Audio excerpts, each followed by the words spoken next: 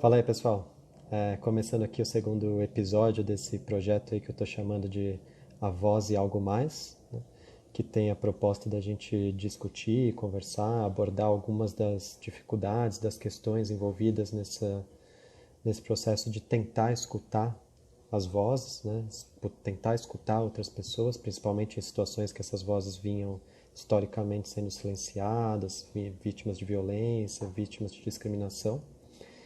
E para a conversa de hoje eu pensei em tomar um vídeo que circulou aí nas redes sociais, vocês devem ter visto, que é um assim, tem duas casas, uma está pegando fogo, a outra não, e duas mulheres discutindo, né? Uma delas pede ajuda para apagar o fogo, para apagar o incêndio, e a outra responde com algo do tipo: "Ah, mas e a minha casa? Né? Minha casa também é importante, né? Minha casa também tinha que estar na discussão." Né? Que tem a ver, assim, é uma representação caricata, né, de uma certa discussão do tipo de quem responde o Black Lives Matter, né, vidas negras importam, com todas as vidas importam, todas as vidas são importantes, né? E que monta esse tipo de situação de disputa, né, competição, para ver quem que tem o sofrimento mais legítimo, quem tem o sofrimento que precisa ser reconhecido. Né? E o problema, né, é que muitas das discussões elas têm avançado assim por um caminho que é de supor que esse tipo de surdez seria feito assim de uma falta de empatia. Né? Se você não consegue entender que a casa que está queimando é mais importante, se você não consegue ir lá apagar o incêndio, é porque você não tem uma empatia suficiente para isso. Né? Então eu vou tentar pegar aqui hoje esses conceitos de escuta, de empatia, de sofrimento, para tentar problematizar um pouco isso e tentar encontrar outras saídas possíveis. Para começar essa conversa, eu deixei aí duas citações, duas referências, né, de autores africanos para vocês. A primeira é da Pumla Gobodo Madikizela. Não sei se minha pronúncia está ideal, porque são coisas que eu aprendi mais lendo, né, do que realmente conversando com pessoas que dominem o tema. Então, se algum conceito eu pronunciar equivocadamente, por favor, me mandem aí a maneira correta, uma sugestão. Mas a Pumla, ela é psicóloga, né? Ela é professora, pesquisadora sobre trauma, reconciliação e modos de reconhecimento histórico em situações de violência. Né? E ela participou da Comissão de Violação de Direitos Humanos da Comissão de Verdade e Reconciliação que ocorreu na África do Sul após o fim do apartheid. Né? Então ela trabalhou muito esse tema de como é possível reconstruir ou avançar depois de situações de tamanha violência, racismo e destruição de direitos humanos durante um período tão prolongado. E Pumla traz para a gente nesse livro, principalmente nesse trecho que eu destaquei, né? A maneira como escutar as vozes de pessoas historicamente silenciadas é uma tarefa extremamente desafiadora. Não é fácil escutar essas vozes, né? E também, não só isso não é fácil, mas isso é uma tarefa que envolve um certo risco, um certo perigo, né? Por quê? Porque é muito difícil para essas pessoas que estão tentando contar essa história de sofrimento conseguirem começar a articular isso em palavras, conseguirem começar a se mobilizar, conseguirem começar a falar sobre tudo que elas vivenciaram de violências, né? E cada vez que elas tentam falar e do lado de cá alguém não consegue escutar, não consegue reconhecer ou não consegue dar legitimidade para esse sofrimento, é como se acontecesse de novo a violência. É de novo traumático, é de novo um massacre. Cada tentativa de conferir uma fala sobre esse sofrimento, que encontra ouvidos surdos, né, que encontra pessoas que não conseguem escutar, essa violência se reproduz. Né? Então o desafio é esse de como que a gente vai fazer para conseguir se colocar numa posição de escuta que não reproduza esse tipo de situação. Então ela vai pegar o conceito de empatia, ela usa esse conceito, né, para tentar começar a discutir alguns desses problemas. Né? E o primeiro problema que a gente encontra é quando a gente pensa em empatia a partir da ideia de identificação. Né? Então você tem um sofrimento, eu teria que de alguma maneira me identificar com o seu sofrimento, me identificar com a sua posição, para aí eu poder escutar, eu poder reconhecer. E isso é uma abordagem um pouco difícil, porque a identificação ela é sempre uma manobra complicada. Né?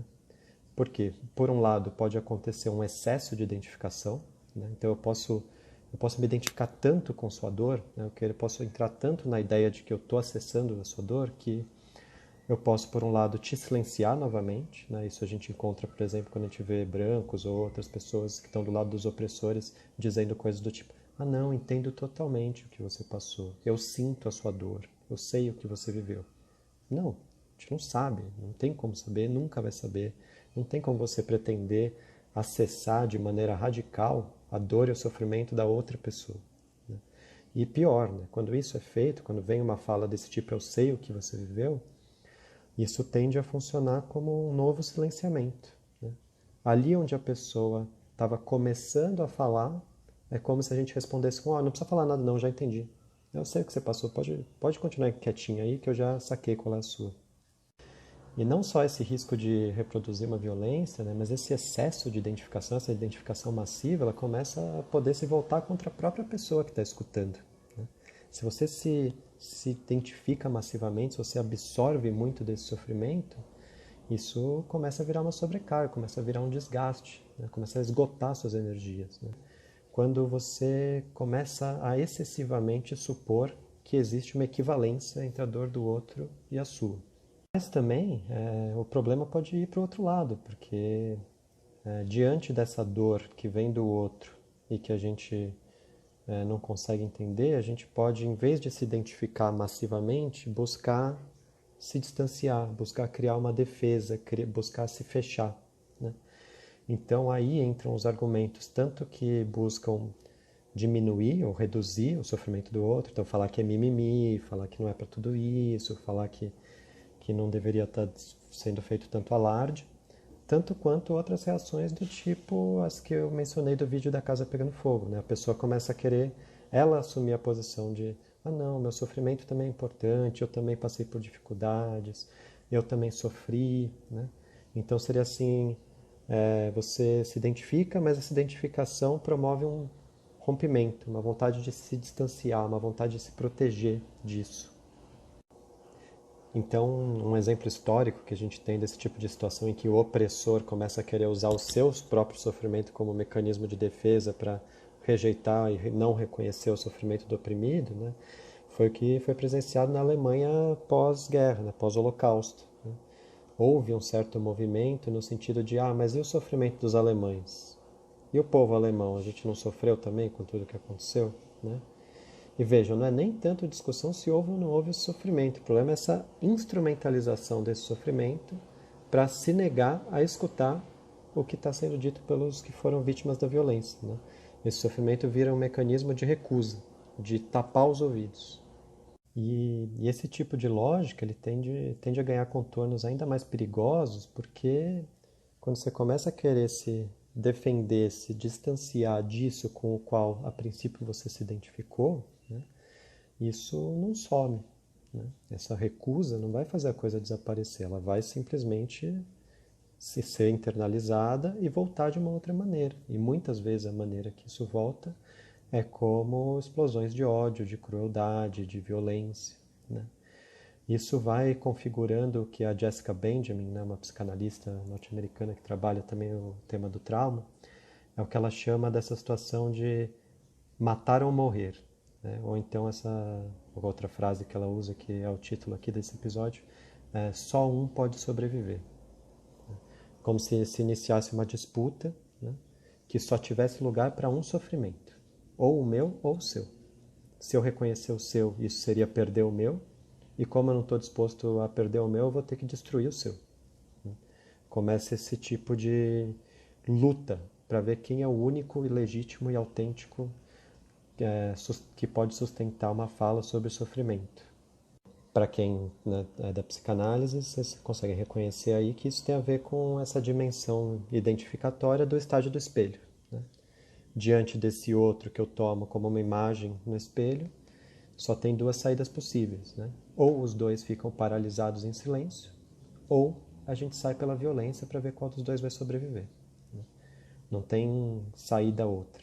Né? E isso gera esse tipo de ataque destrutivo que a Jessica Benjamin fala, em que só um pode continuar, só um poderia ficar vivo.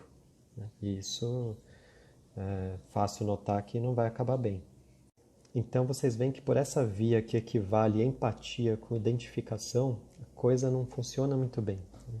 Vai sempre ficar esse jogo ruim, assim como se você tivesse que ajustar a medida, encontrar o meio termo, o equilíbrio entre não se identificar demais e não se identificar de menos.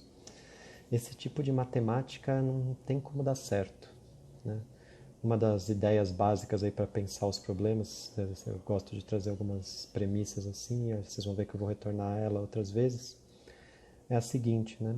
Sempre que você está montando, você tem um problema e você organiza ele como uma oposição entre duas coisas, e que aí entre essa oposição você terá que encontrar um equilíbrio, um meio termo entre os dois, esse tipo de estrutura de raciocínio muito provavelmente vai estar errado. Não tem saída possível quando você começa a pensar os problemas que você tem que enfrentar a partir de um bom e um mal, e que seria encontrar o meio termo entre o bom e o mal.